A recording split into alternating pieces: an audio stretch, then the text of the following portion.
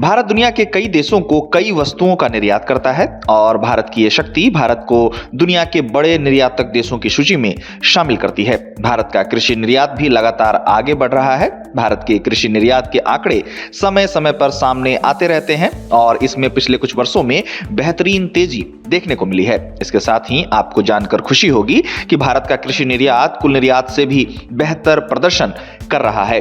कई क्षेत्रों में मंदी के बावजूद भारत के कृषि निर्यात में वृद्धि भारत को विश्वसनीय आपूर्तिकर्ता के तौर पर स्थापित करती है।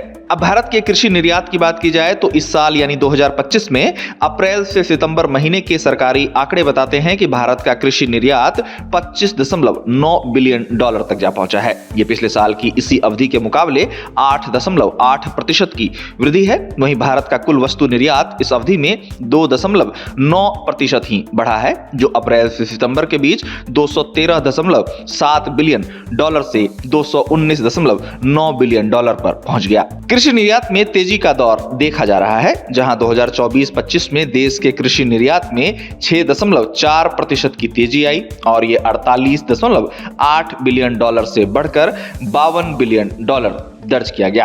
अब भारत के कृषि निर्यात में आई इस तेजी में मुख्य भूमिका गैर बासमती चावल, समुद्री उत्पादों, कॉफी और फलों तथा सब्जियों की रही है। भारत को इन उत्पादों के निर्यात से अच्छी कमाई हुई है और इन वस्तुओं का निरंतर निर्यात भारत को लगातार लाभ पहुंचा रहा है। चावल की बात की जाए तो भारत दुनिया का सबसे बड़ा चावल निर्यातक देश है, जहां भारत द्वारा गैर बासमती चावल पर लगाए गए प्रतिबंधों को हटाए जाने से इसके निर्यात में तेजी आई है। सरकार द्वारा घरेलू खाद्य मुद्रास्फीति को नियंत्रित करने के लिए पहले गैर बासमती चावल निर्यात पर प्रतिबंध लगाया गया था।